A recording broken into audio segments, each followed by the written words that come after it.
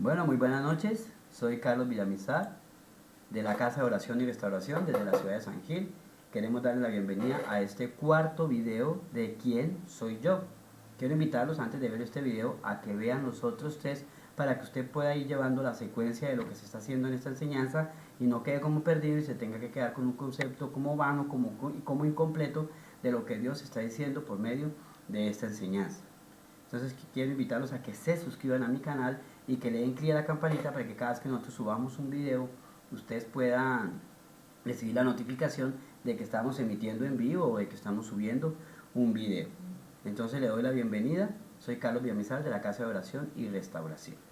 Bueno, vamos a orar. Te damos gracias, Padre Celestial, por esta revelación, Señor, por esta enseñanza, porque tú pones la Torah en nuestro corazón como tú lo prometiste, que grabarías la Torah en nuestros corazones. Te damos gracias por el poder de tu Espíritu Santo, porque Él es el que nos guía, nos direcciona, nos lleva, nos fortalece, nos fundamenta. Te damos gracias, Señor, por la gente que está escuchando este video, por las personas que están poniendo atención en este video. Te damos gracias, oh Dios, porque sabemos que tú pones el querer como el hacer. Gracias, oh Señor, por habernos visto, por habernos llamado, por habernos puesto en esta tarea. Nos sentimos privilegiados, Señor, porque estamos sirviéndote de todo corazón. Te damos gracias en el nombre del Señor Jesús, con el poder del Espíritu Santo. Amén y amén. Bueno, entonces vamos a continuar con lo que habíamos quedado. Habíamos prometido en el video anterior que íbamos a hablar de que no era lo mismo ser israelita que ser judío, ¿sí? Entonces vamos a mirar ese concepto, vamos a aclararlo, ¿cierto? Para ver qué diferencia hay entre ese concepto. ¿Por qué? Porque es que cuando estamos hablando nosotros de raíces hebreas o de que seamos hebreos o de que vamos a hablar de que Dios quiere que seamos israelitas, la gente nos dice que estamos judaizando. Y entre judaizar es muy diferente, porque una cosa es enseñar la ley que los judíos inventaron cuando Jesús vino y ser un israelita. Entonces empecemos con este concepto claro y con esta afirmación que les quiero dar. Israelita no es lo mismo que judío. Usted tiene que tener en claro que ser israelita no es lo mismo que ser judío. Entonces vamos a ver esos conceptos. Vamos a ver entonces qué es un israelita. Un israelita es aquel que desciende de Israel. Entonces, Israel fue el nombre dado por Adonai a Jacob en el arroyo de Jacob, y por eso sus hijos recibieron el nombre de las 12 tribus de Israel.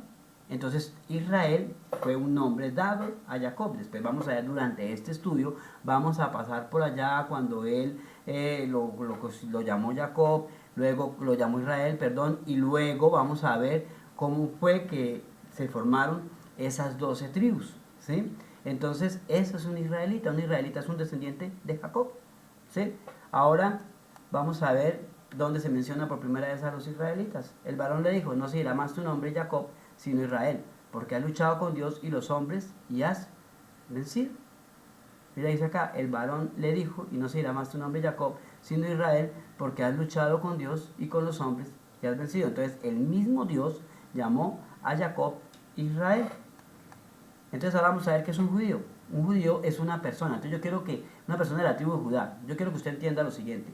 Ese nombre de judío ha tenido como dos etapas en la historia. Una, cuando éramos nación, ¿cierto? Cuando fuimos pueblo descendiente de Jacob, solamente los judíos eran la tribu de Judá. Pero luego de que fuimos nación y que por la rebeldía del pueblo, la nación se dividió en dos, los judíos pasaron a ser la casa del sur, que estaba formado por la tribu de Judá y por la tribu de Benjamín. Entonces los judíos que conocemos hoy es la casa de Judá y ellos se les llama judíos, ¿sí? Entonces vamos a ver cuándo fue la primera vez que se mencionó este nombre de judíos. Entonces está en Esdras 4:12. Sea notorio al rey que los judíos que subieron de ti a nosotros vinieron a Jerusalén, aunque ya se había hecho una primera mención en Jeremías. Y di carta de venta a Baruch delante de todos los judíos que estaban en el patio de la cárcel. Entonces ahí fue donde se nombró. Entonces yo quiero, con esta voy a poner un ejemplo así para que nos quede claro. Aquí yo lo puse, esa la bandera de Santander, la bandera de Colombia, ¿cierto? Entonces voy a explicarlo así. Los santanderianos, todos son colombianos, porque Santander es una región de Colombia. Pero no todos los colombianos son santanderianos. ¿Por qué? Porque Santander es una región que está metida dentro de una región más grande que se llama Colombia. Así pasa con los judíos. Los judíos son una parte del pueblo de Israel. Entonces, por eso usted no puede decir que israelita es lo mismo que judío. Los judíos son solo una parte del pueblo de Israel. Ahora los judíos que conocemos en este tiempo son los de la casa del sur, o sea, los que estaban conformados por la tribu de Judá y por la tribu de Benjamín. Entonces, no es lo mismo decir que un judío sí es israelita, pero no todos los israelitas son judíos. ¿Por qué? Porque los judíos están metidos dentro de Israel, pero Israel no está metida dentro de los judíos. Entonces, usted tiene que tener ese concepto claro.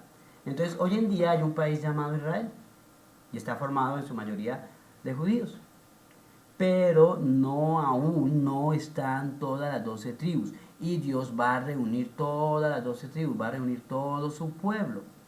Entonces los que dicen que ya Israel es una nación, entonces están diciendo que si fue verdad que los de la casa de Efraín o de la casa del norte o de la casa de Israel, después de la división se llama así casa de Israel, no pertenecemos a este pacto.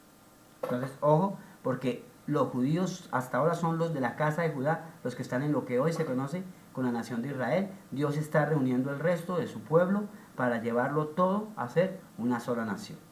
Entonces vamos a hacer como un pequeño resumen. Entonces, Abraham era un gentil. Te vuelvo y quiero que le quede claro a usted que primero fue la gracia. La ley se dio por la dureza del corazón de los hombres. Bueno, lo que llamamos ley porque realmente se llama Torah. ¿Sí? Entonces, la Torah es una instrucción en justicia. ¿Sí? Entonces Abraham era un gentil. Los llamaron hebreo porque hebreos cruzar del río. Entonces él cruzó del río Éufrates para llegar a Canaán. Hoy en día, cuando hablamos de hebreo, le estamos diciendo, hey, pase de muerte a la vida. Por eso usted debe pasar primero por las aguas, ¿no? Ahora, segundo concepto que nos debe tener claro. Jacob, el nieto de Abraham, fue nombrado por Israel. Fue nombrado Israel por Yahvé.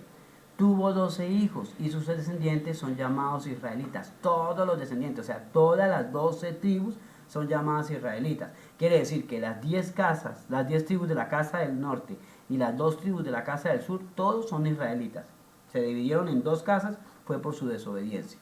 Tercero, Judá es el cuarto hijo de Jacob y bisnieto de Abraham. Fue el antepasado de los que formaban el reino del sur. Judá y sus descendientes son llamados judíos. Entonces los de la casa del sur son los que son llamados judíos. Entonces usted tiene que tener en cuenta que son conceptos muy diferentes, son conceptos que no es lo mismo, usted no puede confundir. Si usted confunde todo esto, vuelvo y le repito, quédese en este estudio, porque usted en este estudio va a corregir todas esas cosas bíblicamente, no desde nuestro parecer, sino desde lo que la Biblia está diciendo. Entonces vamos a ver cuál es el concepto cristiano de la salvación. Entonces hemos enseñado que la salvación es la liberación por gracia de Dios del eterno castigo del pecado que se le da a los que aceptan por fe las condiciones de arrepentimiento y fe en el Señor. Ese es un concepto, claro que sí. Hacia allá tenemos que llevar a la gente que lo entienda. Pero se nos está olvidando algo muy esencial. Se nos está olvidando algo muy importante que no estamos diciendo muchas veces. Estamos soltando que esta frase quede suelta y esta frase debe ser el resultado de lo que usted ya conoce del Señor. Y lo que estamos olvidando es esto. La salvación es predestinada. Ojo que voy a aclarar el concepto de predestinación. Muchos han enseñado que nosotros no estamos predestinados por Dios. No, yo no estoy diciendo que Dios ya tiene su vida organizada, que ya Dios dijo que usted tenía que recorrer los pasos. O sea que si usted se fue por la vida de la maldad, Dios la tenía planeada. No. Su vida no está planeada porque usted tiene libre albedrío. Usted no puede olvidarse que usted tiene un libre albedrío. ¿Cierto? Entonces su vida en la tierra la forma usted. Pero cuando usted nació predestinado. Por eso la Biblia dice que pecador me concibió mi madre, en la culpa nací, ¿cierto? Pero luego el salmista dice, muéstrame el gozo de la salvación y los transgresores se convertirán a ti. Porque nosotros estamos predestinados a ser salvos. Nacemos, sí, con la culpa de nuestros padres, no con el pecado original, sáquese eso de su cabeza. Nacimos con la culpa de nuestros padres de haberse apartado de Dios. Tanto que vemos el mundo y el mundo está apartado de Dios, ¿sí? Y entonces nosotros nacemos predestinados a ser salvos. Luego Dios durante esta vida nos dice, este es el camino por el que debes andar, porque Él dijo, yo te mostraré el camino por el que debes andar. Muy diferente que usted decida seguir ese camino o seguir por tu propio camino, ya que dices tener tu libre albedrío. ¿Sí? Entonces lo ejerces. Entonces la salvación es predestinada. Vamos a ver dónde dice eso. Vamos a ver en Romanos 8:29. Porque a los que antes conoció, también los predestinó para que fuesen hechos conforme a la imagen de su Hijo. Mírese acá, porque a los que antes conoció, también los predestinó para que fuesen hechos conformes a la imagen de su Hijo. Ahora mire lo que dice 2 Tesalonicenses. Dios os haya escogido desde el principio. Mire, Dios os haya escogido desde el principio, ¿para qué? Para salvación, mediante la santificación por el Espíritu y la fe en la verdad. Ahora mire lo que dice 1 de Pedro. Según el previo conocimiento de Dios Padre y por la obra santificadora del Espíritu, para obedecer a Jesucristo y ser rociado con su sangre. Entonces yo quiero que usted le preste atención a este concepto. Ahí dice, también los predestinó para que fuesen hechos conformes a la imagen de su Hijo. Pero ahí debajo dice, según el previo conocimiento de Dios Padre, por la obra santificadora del Espíritu. Entonces yo quiero hacer aquí una aclaración entre paréntesis. No son tus fuerzas, no son tus obras, no son tus esfuerzos. Es la llenura del Espíritu Santo, porque esa es la obra, Él es el que santifica, o sea, ser santo es la capacidad de estar lleno del Espíritu Santo. Entonces, los que están llenos del Espíritu Santo manifiestan los frutos del Espíritu Santo y las obras del Espíritu. Los que no están llenos del Espíritu, entonces manifiestan las obras de la carne. ¿Sí me está haciendo entender? Entonces, ¿para qué eso? Usted tiene que saber si está lleno o no y tiene dónde evaluarse.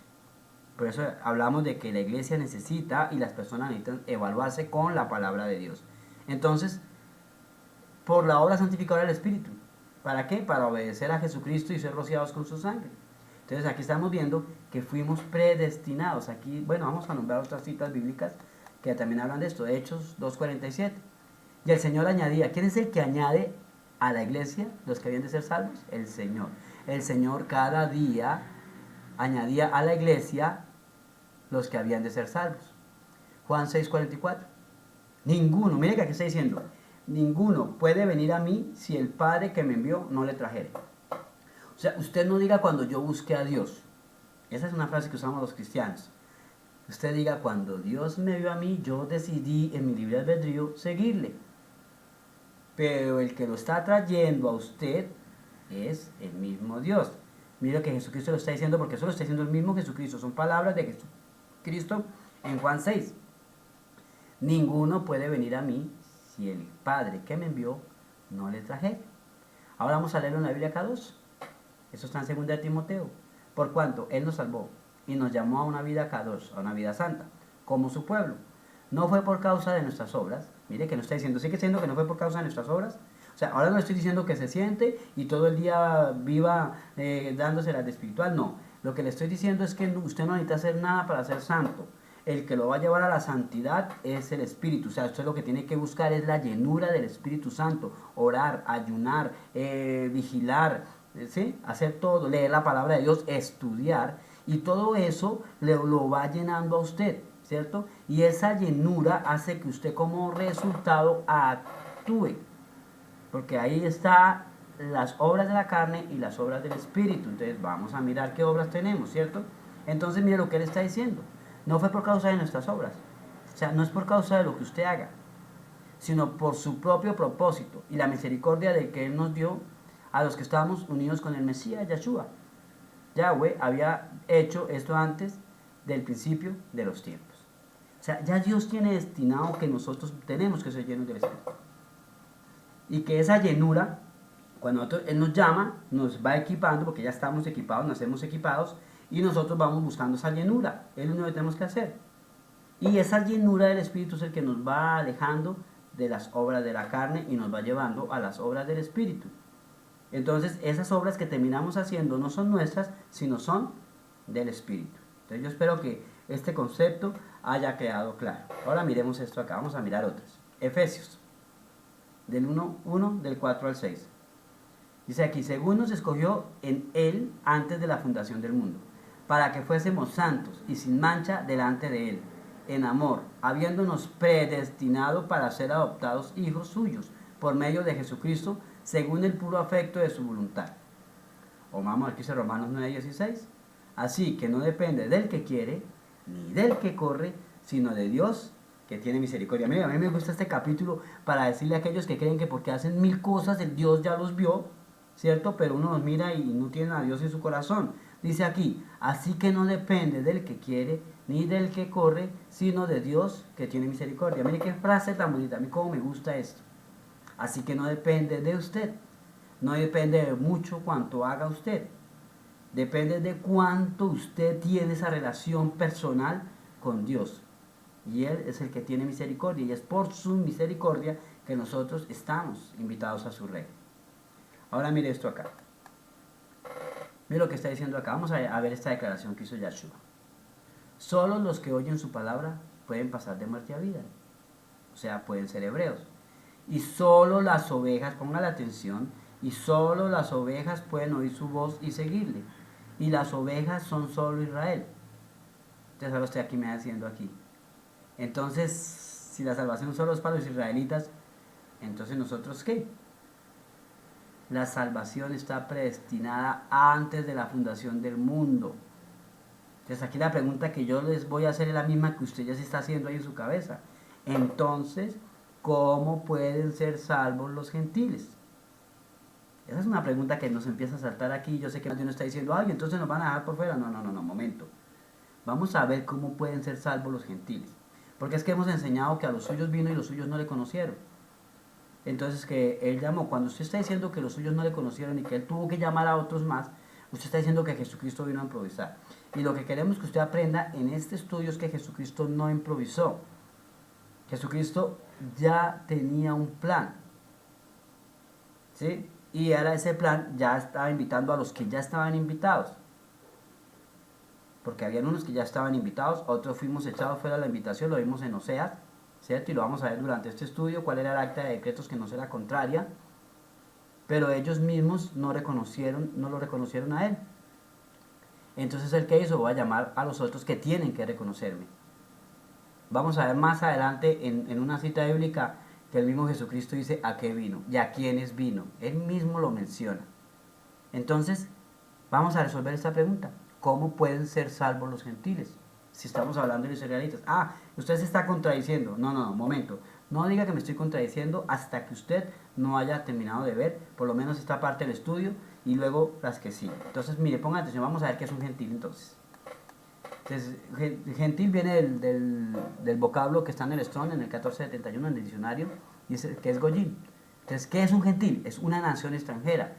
Puede ser una tropa de animales. Un gentil son los paganos. Un gentil son otros pueblos. Entonces, como un gentil es aquel que no está en el pacto, ¿cierto? Entonces hemos enseñado que los únicos que no son gentiles son los judíos. ¿Sí? No, un gentil es aquel que está por fuera del pacto. No es que porque no sea judío es gentil. Lo que pasa es que los judíos en su Torah oral, lo que ellos llamaron y convirtieron en ley, empezaron a enseñar que el que no era judío era gentil. No, pero aquí usted tiene que aclarar ese concepto.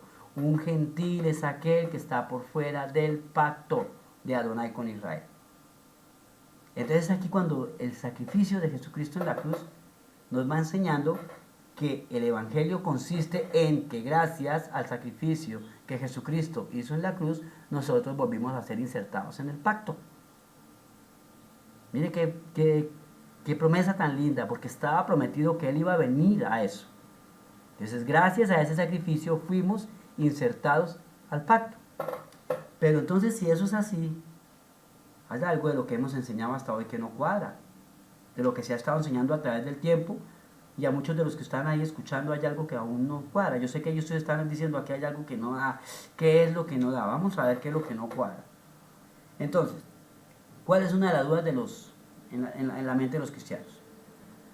Es el pensar que el Antiguo Testamento, piensan que el Dios del Antiguo Testamento era un Dios sanguinario. ¿Qué Dios tan macabro teníamos en el Antiguo Testamento? Era vengativo, mandó a matar gente, eso mejor dicho, acabó con todo. Cambio vino el Dios del Nuevo Testamento, que es Jesucristo, y ahora es un Dios que todo lo permite. Es un Dios que todo deja hacer porque ahora Dios es amor. Entonces, Él vino y ya, entonces ahora tenemos un Dios que era uno en el Antiguo Testamento y a un Dios que es otro en el Nuevo Testamento. Cuando Él dice la palabra de Dios que Él es el mismo ayer, es el mismo hoy y será el mismo mañana. Entonces mire acá, es tan amoroso, decimos nosotros, el Dios de este Nuevo Testamento, que su Hijo murió por nuestros pecados. O sea, cuando Él solo ido a la cruz, Él murió. Él ya murió y entonces al morir y resucitar, yo ya estoy salvo. No tengo que buscar nada, no tengo que hacer nada. Y como usted mismo está enseñando, ustedes, pues, muchos bichos van a decirme así, usted me está diciendo que no es por lo que yo haga. Sí, Señor, pero ya creen que no hay que buscar nada y que hay que seguir en las obras de la carne. Y que yo sigo en las obras de la carne y como Dios es grande, entonces Dios me perdona. Vamos a ver, vamos a seguir diciendo que más no cuadra.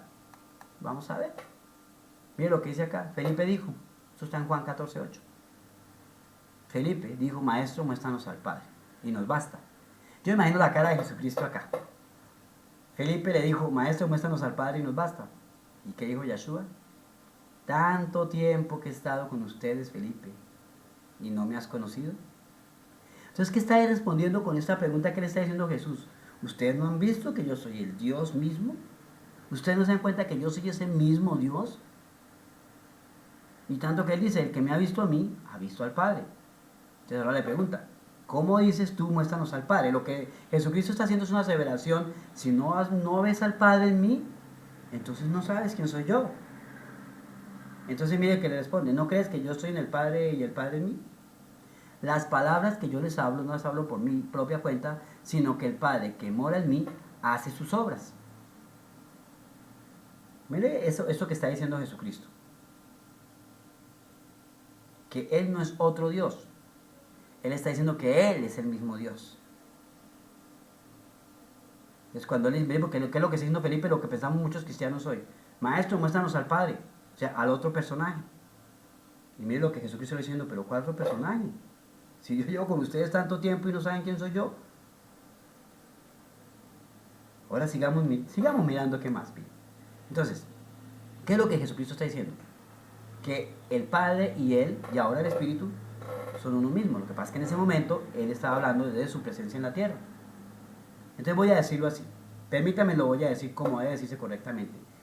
Voy a decirlo. Yeshua es el mismo Dios que mandó a destruir otras naciones, a que las naciones gentiles fueran destruidas. Y el Padre, Yahweh, fue quien vino a dar la vida por la humanidad. Venga, se está equivocando, ¿no? Pero si eso es lo que estamos aclarando, que es lo mismo. O sea, usted no puede pretender decir que en el antiguo pacto había un Dios y en este pacto había otro Dios. Porque entonces queremos decir, porque hemos enseñado, yo lo he escuchado decir en muchas congregaciones, que Dios no hace acepción de personas. Pero si usted está enseñando eso, está diciendo que Dios sí hizo acepción de personas. Porque a ellos les dio un trato y a nosotros nos está dando otro trato. Y no, Señor, vamos a ver qué es lo que pasa acá. Entonces vamos a ver. Yeshua es quien vino, vamos a leerlo como lo tenemos ahí. Yeshua es quien vino a los israelitas a destruir completamente a naciones gentiles enteras. Y Yahweh fue quien vino a dar su vida en un madero por la humanidad. Incluidas esas naciones gentiles, las cuales por siglos siempre quiso exterminar. En nuestra teología tan carente de historia, voy a decirlo así, tenemos una teología carente de historia porque hemos querido ignorar el Tanakh. Esa dualidad de pensamiento no tiene sentido. Porque creer que Dios, el Dios del Antiguo Testamento y el Dios del Nuevo Testamento son dos dioses diferentes, quiere decir que usted tiene una dualidad en su cabeza. Pero Yahweh no tiene por qué dar explicaciones de sus pensamientos. ¿Sí? Y sin embargo, en sus palabras están las respuestas. Él responde en la palabra a esas preguntas que a usted le están asaltando en este instante. Entonces vamos a seguir diciendo qué es lo que no cuadra. Entonces mira lo que dice Isaías en 46:9. Recuerden cosas que pasaron en el principio, hace tiempo. Que yo soy Elohim y no hay otro. Yo soy Elohim y no hay ninguno como yo. En el principio yo anuncio el fin. Proclamo por adelantado cosas que no han sido hechas.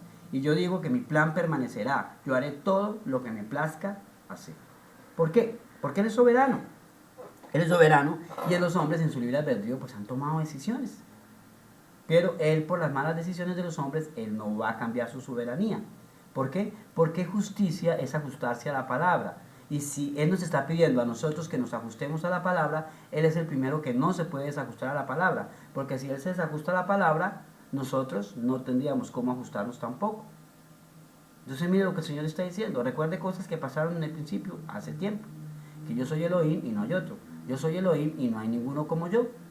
En el principio yo anuncio el fin, proclamo por adelantado las cosas que no han sido hechas y yo digo que mi plan permanecerá, yo haré todo lo que me plazca hacer. Entonces mire lo que el Señor está diciendo. Entonces usted no puede tener esa dualidad en su cabeza. Usted no puede decir que hay dos dioses prácticamente. No. Recuérdese que Jesucristo vino a cumplir las promesas que Él hizo en el Tanaj. El Tanaj no es la ley de los judíos. La ley que los judíos tenían cuando Jesucristo vino. El Tanaj es toda la instrucción que Dios tiene para su pueblo y a donde están las promesas. Todas las promesas. Entonces, cuando usted me dice a mí que la Tanaj no nos corresponde para nosotros, está diciendo que todas esas promesas que se hicieron en el antiguo pacto ya no tienen vigencia. Y si esas promesas no tienen vigencia, Jesucristo no tendría sentido de haber venido. Porque la justificación de la tarea redentora del testador, que es Jesucristo, está toda en el Antiguo Testamento. Siempre se escribió ahí qué venían a hacer, qué era lo que Él venía a hacer. Y yo quiero invitarlo a que su concepto de salvación cambie. Porque su concepto de salvación tiene que pasar a decir que gracias al sacrificio de Jesucristo en la cruz, nosotros fuimos insertados de nuevo en el pacto. Entonces, ¿qué es lo que tengo que yo hacer? Aceptar que Él es el testador, que Él es el que firmó en este tiempo para que yo pudiera ser salvo. Entonces vamos a seguir viendo durante estos estudios, ¿sí? Porque es que lo estamos haciendo solo de media hora y pues se pasa muy rápido y yo sé que en una enseñanza hay muchas cosas que decir, inclusive van quedando dudas que ojalá ustedes pues las vaya despejando. Vuelvo y lo invito a que por favor, se lo pido de todo corazón, de parte del Espíritu Santo, que no crea nada de lo que yo he dicho. Váyase a su lugar secreto, métase con el Espíritu Santo y estudie con Él esta enseñanza. Y que sea Él el que lo revele. Porque si usted ve estos videos y no va a la intimidad con Dios, usted va a ser una persona que tiene harto conocimiento, pero que tiene cero revelación. Entonces yo quiero invitarlos para que ustedes cambien esa forma de ver el Espíritu Santo. Esa forma de ver cómo Dios ha hecho las cosas. Porque no es porque Dios haya cambiado su forma de ser o su forma de pensar. Es porque nosotros, desafortunadamente, hemos cambiado el pensamiento de Dios y nos hemos amoldado a este siglo. Entonces yo quiero darte las gracias, Señor Padre Celestial, por esta enseñanza, Dios. Gracias, pido, Señor, que pongas en ellos el corazón de orar, el corazón de ayunar, el corazón de estudiar, el corazón de leer tu palabra, Señor, para que sean cristianos con doctrina, cristianos ajustados, alineados a tu palabra. Gracias te damos, Padre Celestial, en el nombre de Yeshua, Yamashiach y del Ruach HaKodesh. Amén y amén. Bueno, entonces nos vemos en el quinto video. Muchas gracias.